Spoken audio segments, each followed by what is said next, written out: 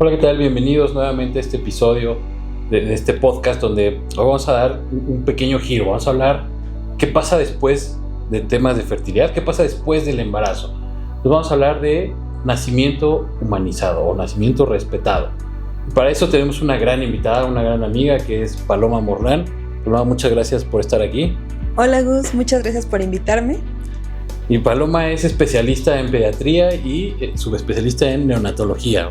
Exacto. Cuéntanos, Paloma, ¿qué es el nacimiento humanizado o nacimiento respetado? Bueno, o sea, hay como confusión con estos términos, ¿no? Pero bueno, cuéntanos. Pues el nacimiento humanizado es darle un espacio a la mujer para que ella decida cómo llevar a cabo este proceso que normalmente pues puede llevar muchos miedos, confusión y que finalmente las va a transformar. No solo es el nacimiento de un nuevo bebé, sino es el nacimiento de una nueva mamá, de un nuevo papá, incluso cuando estamos hablando de un segundo embarazo, tercer embarazo. Cada hijo trae nuevas experiencias y enseñanzas. Entonces, nosotros como prestadores de servicio de salud, tenemos que darles esa oportunidad de que ellas conozcan las diferentes formas que tienen para parir y todo lo que podemos hacer para que este nacimiento sea más fácil de llevar para ellas, que haya mucho amor, aunque suene súper cursi, y que el bebé tenga todas las posibilidades de poder también empezar este arranque a la vida. Exacto, o sea, yo decía el tema de confusión ahí con los términos humanizado o respetado, sí, ¿no? Porque digo, sí, todos los partos son de humanos, claro, ¿no? Hay quien dice, oye, no, pero sí, está bien, o sea, pero como tú dices, desde el punto de vista de obstetricia, ¿no? Lo que nosotros hacemos es respetar las decisiones que tomen, ¿no? Siempre y cuando, y aquí hay que aclarar, este punto es muy importante, siempre y cuando esté todo bien. Claro. ¿No? Porque puede haber urgencias, puede haber situaciones que ya no permiten que se siga con el plan. Exacto. Básicamente, si me dice una paciente, oye, yo quiero tener un parto, pues está bien, hacemos todo para que sea un parto. Uh-huh. ¿No? Si me dice, oye, no, yo no quiero tener dolor, pues hacemos todo que sea una cesárea. Y sigue siendo un nacimiento humanizado, un nacimiento, claro, respetado, ¿no? Si me dice, sí, quiero que pongas a la arrolladora banda limón al momento de que nazca mi bebé, bueno, también, ¿no? Claro, a algunos nos gusta la banda. Sí. Oye, pero hay otro punto que independientemente si sea parto o si sea cesárea, uh-huh, una vez que nace el bebé viene el apego inmediato, la hora dorada. Uh-huh. ¿Esto qué es? Pues mira, todo esto es realmente natural. La naturaleza nos hizo para nacer y tenemos todas las herramientas. Entonces es un poquito darle chance al cuerpo de esa mujer y de ese bebé que hagamos las cosas de manera pausada, tranquila y que le demos la oportunidad de estar cerquita. A veces les digo a mis mamitas en las pláticas prenatales, en algún momento lo vas a sentir cerquita y él te va a volver a escuchar, a oler, a escuchar tu corazoncito y todo va a fluir. Sale la lactancia, el agarre. A veces queremos tener control de todo esto. Pero ¿qué pasa con el recién nacido? O sea, es un cuerpecito que estaba en la pancita de su mamá unos segundos antes y de repente nosotros queremos que ya llore, respire, que succione, que se ponga rosita, que se caliente solito. Estos procesos llevan tiempo, como en todo, son procesos. Entonces, es importante que nosotros les hagamos saber a las mamás, a las próximas mamitas, que lo primero es que vamos a intentar, como sea el nacimiento, parto o cesárea, que ninguna nos hace menos ni más mamás, ni con epidural o sin epidural, en la casa o en el hospital, donde sea, que el bebé tiene ciertas oportunidades que debemos ofrecer. Uno es el pinzamiento tardío.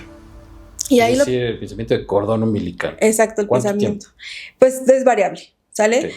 Primero tenemos que platicar como equipo, ¿no? Gineco, anestesio, pediatría, con los papás, qué condiciones tiene. Entonces una de las cosas es ver que sea un nacimiento de término, que tenga buen peso, que no haya enfermedades alrededor de mamá o de bebé que nos pudieran ahí llevar a algún otro problema y lo ideal es que nazca por donde nazca bebecito, le demos una oportunidad de al menos 30 segundos de pinzamiento tardío y eso lo marcan ya algunas instituciones y está reconocido en varios artículos. ¿Qué beneficios da el pinzamiento tardío? Bueno, pues primero es que la placenta se hizo para ese nuevo bebé. ¿Sale? Es un órgano que se formó dentro del útero de su mamita, pero solo tenemos placenta cuando estamos embarazadas.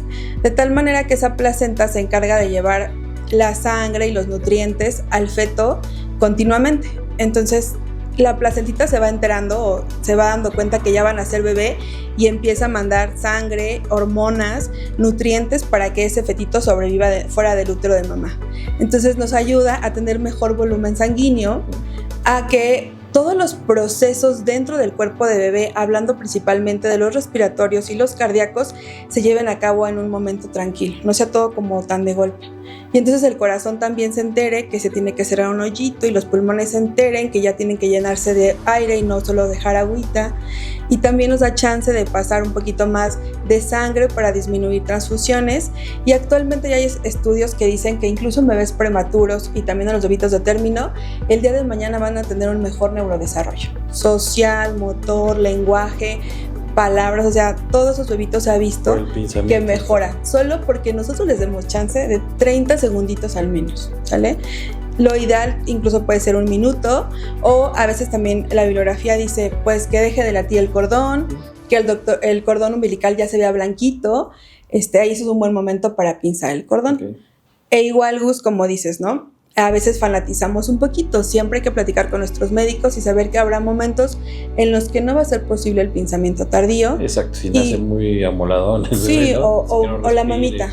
Si mamá está sangrando mucho, hay un desprendimiento de placenta, lo ideal es que en ese momento Gine nos avise. De hecho, ustedes son los que nos tienen que avisar si podemos seguir con el pinzamiento tardío. Ok. Y después del pinzamiento tardío. Pues después del pinzamiento tardío, como tú bien lo sabes y así lo hacemos, pasamos a la bebé con su mamá o al bebé con su mamá, ¿va? Porque el apego inmediato. El apego inmediato. Si ya es un bebé de término, o sea, mientras no había una urgencia previa, no hay prematurez ni nada, no es que salgamos corriendo a la cunita, como veíamos antes en las películas, sino al contrario, que le demos ese chance. Cobrar el bebé de patas, ¿no? Una nalga. Eso no, obviamente ya no. Eso ya no se hace. Claro que no. Que le demos esa oportunidad a bebé y a mamá de estar juntos, incluso a papá.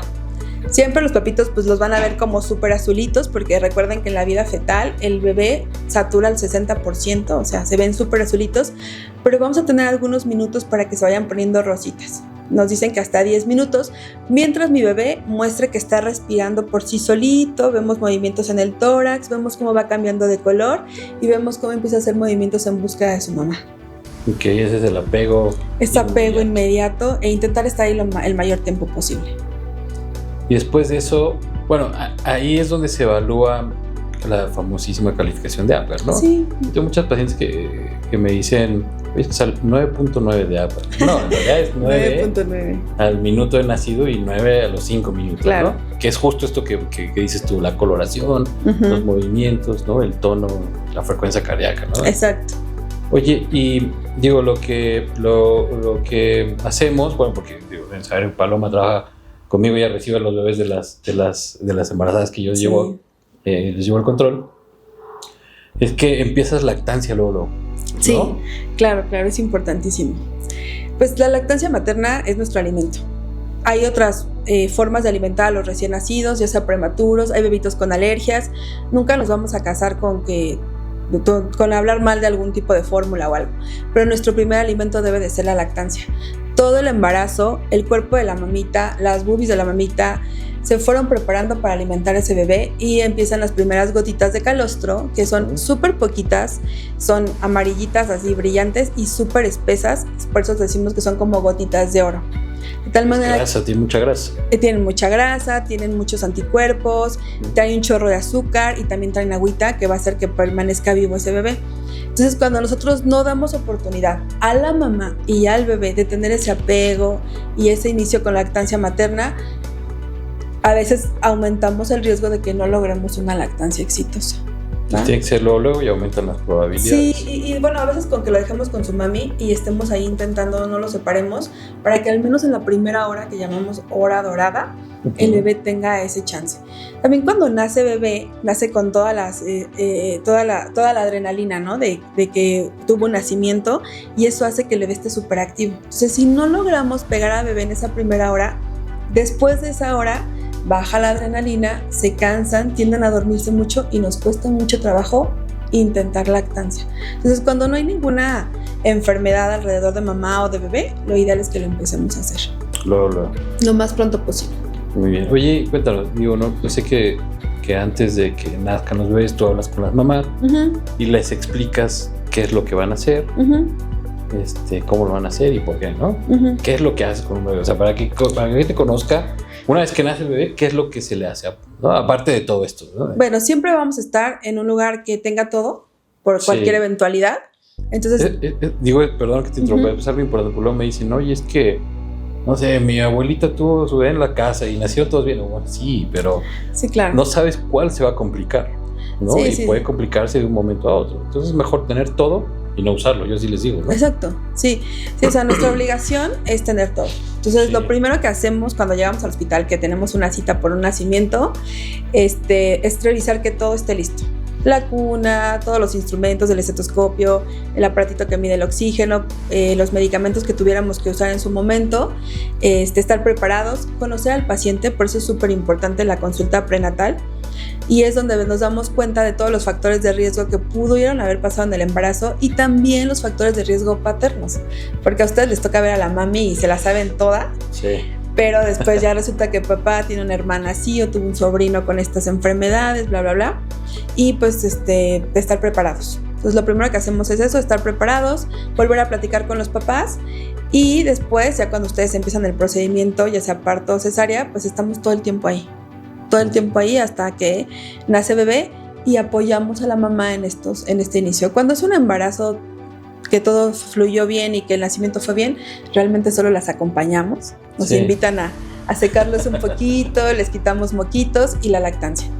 Pero cuando ocupamos algo medirlos, más, claro, los medimos, los pesamos, les ponemos una vitamina, se llama vitamina K, esa va en la piernita. No debemos de dejarla de poner, ni por ley, ni por algunas, de repente hay quienes dicen que no la debemos de poner, pero sí, estrictamente necesaria. Les ponemos unas gotitas de cloranfenicol y pues sí, nosotros medimos todo, los pediatras así somos, medimos cabecita, tórax, pancita, pie, talla, algo que llamamos segmento inferior. Hacemos la calificación de Apgar, esa famosa calificación del 9-9, que no es como tal así. Tomamos otra calificación que se llama Silverman-Anderson y vigilamos todo su patrón. Y pesarlos, por supuesto, porque eso es lo más importante. Sí, te va a decir cuánto pesó y cuánto midió, ¿no? Exacto. Más preguntas. Exacto. Y después del nacimiento viene el tema de alojamiento conjunto, ¿no? ¿Qué es el alojamiento conjunto? Pues el alojamiento conjunto es intentar que bebé y mamá permanezcan juntos en la misma habitación. Y el núcleo familiar. O sea, ahí de entrada desde el nacimiento siempre fortalecemos nosotros que esté papá. O sea, que no se lo lleven a cuneros. Exacto, intentar que no lleven a cuneros. Sí, porque luego el papá también es la parte olvidada de todo esto. Sí, pobrecitos, porque pusieron la mitad de todo. Sí. Y al final no les damos mucha importancia, pero sí es súper importante. Nosotros nos damos cuenta en el parto, en la consulta, cómo los papitos ahora están súper atentos a los nacimientos de los bebés. Desde el seguimiento del embarazo están ya súper involucrados. Sí, la verdad, los papás de ahora, me ha tocado 2 generaciones distintas después de pandemia. Qué bueno. Pero bueno, entonces intentamos alojamiento conjunto y es habitación, salen de quirófano, mamá en bracitos con bebé y sale papá. Y nos vamos juntos a la habitación, que es una habitación que no necesita tener más que una cama y las cosas que van a mantener que disminuya el dolor para mamita. Y ahí bebé no tiene que ocupar nada. O sea, sí necesitamos nosotros saber que el bebé no va a ocupar oxígeno, no está comiendo por sondas, no tiene un suerito. Todo está bien con todo es así, palomita a todos nuestros puntos. Y si todo eso lo cumplimos, nos vamos a alojamiento. Y en alojamiento pues vamos a aprender a empezar a maternar, ¿sale? Porque te decía, nació también una mamá. Sí. Entonces, a continuar con la lactancia, a saber cuáles son los datos de alarma, cómo cuidar el muñoncito umbilical, que es ese cachito de ombligo que les dejamos, cómo cambiar los pañalitos, qué ropa, cómo colocarla. Es un rollo todo eso. O sea, sí, les digo, volvemos a empezar. Y los pepitos también, ya te juegan un papel más importante ahí también. Y empezar lo que se llama técnica canguro, que eso aplicamos mucho también con los papás, es que los estén cargando, que tengan contacto piel a piel y que eso también les va a ayudar a los bebitos a disminuir el estrés de todo lo que acaban de vivir. Porque literal, salen de un mundo a otro mundo y eso les genera mucho estrés. El primer estrés de la vida. Exacto, nacer es difícil. Sí. Dicen que solo somos muy, muy reales cuando nacemos, cuando parimos y cuando morimos. Y sí. Todo lo demás podrá haber máscaras, pero ahí no. Ahí no hay forma de ocultarlo. Exacto. Oye, bueno, y todo esto, estamos hablando de un escenario ideal. Ajá. ¿No? O sea, si todo está bien, Si hay algo que corregir, ya sea con la mamá, con el bebé, bueno, ya tienes que hacer lo que tengas que hacer, ¿no? Uh-huh. Pero este escenario ideal de un apego inmediato, de un alojamiento conjunto, de que el papá esté en el nacimiento, lo podemos hacer en un medio privado. Tú y yo hemos estado en hospitales públicos y no es lo mismo, sí, ¿no? Cuéntanos, ¿qué consideras tú que haría falta en un medio, en un hospital público para que podamos hacer todo esto? Digo, esto es lo que así tendría que ser todos los nacimientos. Exacto. Así deberían de ser. Sí, sí, ¿no? sí. Desafortunadamente sabemos que no es así, ¿no? ¿Por qué? ¿Por qué crees que no sea así? Pues creo que lo primero es en hospitales públicos a veces la falta de tiempo que pudieran tener algunos médicos, o sea, el trabajo tan pesado que tienen, la cantidad de pacientes, porque a veces es un médico para 10 pacientes sí. más. La otra es que si no tenemos una cultura o legislación que ayude, por ejemplo, al papá a estar durante el parto, porque ahí sí un poquito siento que las mamás de repente pueden estar como muy solitas en su dolor y en su estrés, el nacimiento. Y por otro lado, pues que las habitaciones incluso a veces ni siquiera se prestan a que... Y son habitaciones compartidas, ¿no? Ajá, a que estén ahí toda la familia. Bueno, los papás, al menos papá y mamá, ¿no? Habitaciones compartidas o incluso en la sala donde están naciendo los bebés son compartidos y hay más mamás en trabajo de parto. Y las escuchas gritar, sí. Entonces a veces... que pueden tener pena porque está el esposo de la otra paciente al lado. Claro, sí, ¿no? Sí. Sí tiene que ser un ambiente cerrado. Incluso ese es otro tema, ¿no? Que de repente en el puerperio, ya estás en casita, ¿quiénes son las visitas que pudieran llegar cuando estás puérpera? Sí, exacto. Pero sí, igual en el hospital menos vas a ser tú teniendo muchos ojos. Exacto. Viéndote. Y yo creo que igual, ¿no? Yo también he empezado desde el punto de vista obstétrico, pues, ¿no? Cuando tenemos varios pacientes en trabajo de parto, o sea, si estuvieran todos los esposos ahí, ¿no? Como dices, yo... A mí me tocó estar a cargo de 20 pacientes en trabajo de parto cuando era residente. 20 pacientes al mismo tiempo. Bueno, pues es una locura. Sí. ¿Cómo tener el control sobre todo eso? No, sí, es demasiada carga de trabajo. Igual para nosotros, porque normalmente estás en la toco, pero aparte ahí en la tococirugía tienes bebitos graves. Sí. Esperando un espacio en piso. Sí, es otro escenario. Es otro escenario. El escenario que hacemos nosotros acá, bueno. Sí, muy diferente. Oye, ¿qué recomendaciones darías a las mamás que están buscando toda esta parte de cómo tener a su bebé, cómo parir, ¿no? ¿Qué les dirías? ¿Qué busquen? Pues creo que lo más importante es que en general se sientan seguras con su médico, que tengan una obstetra con las que se sientan seguras, puedan platicar, les exprese si van a poder ser las más importantes en el trabajo de parto, o sea, en el nacimiento, que estén suficientemente empoderadas y se sientan cómodas con ello. Algo que a mí me encanta es que las mamás sepan a qué van, porque a veces hacemos un chorro de gastos tipo, no sé, un chorro de pañales, ropita, cosas súper caras y no tomamos cursos, algún curso prenatal. ¿Cursos prenatales? Sí, yo sí. Sí, o sea, solo creo que también en los cursos prenatales no, el enfoque desde que vas a tomar tu curso es que si haya como médicos ahí en los cursos, porque de repente se romantiza todo. Se romantiza un parto, tú puedes... Se sataniza la cesárea. Se sataniza la cesárea cuando la cesárea es necesaria. Sí, y es salva vidas. Salva vidas, exacto. Disminuye complicaciones a largo plazo en los niños. Y otra cosa es... Sí, buscar a su médico, pediatra que van a estar. Y también es decisión materna, ¿no? Claro, o sea, claro. Cesárea por petición materna.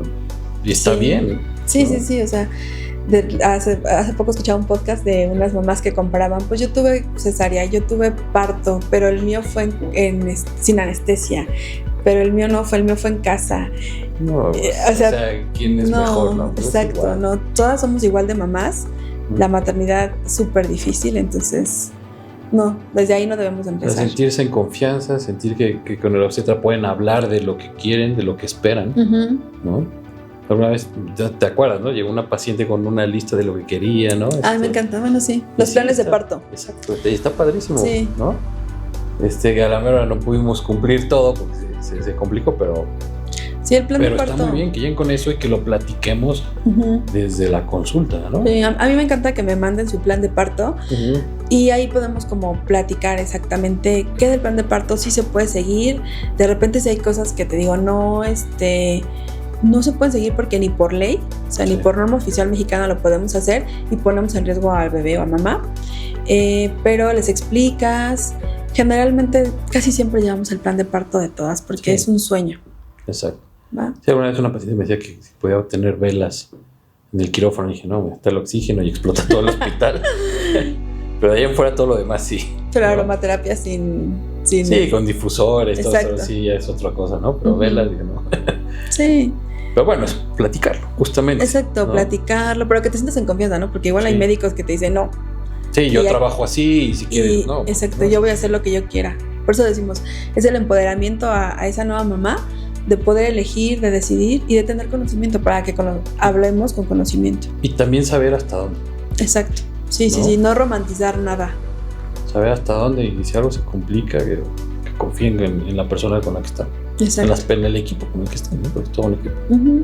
Sí, pero creo que también el diálogo es lo más importante. Muy bien. ¿Va? Muchísimas gracias, Paloma, por venir. Yo creo que van a salir algunas dudas.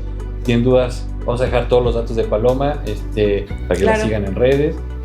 Síganme también a mí en Instagram, en YouTube, suscríbanse al canal y pues les agradezco mucho la atención.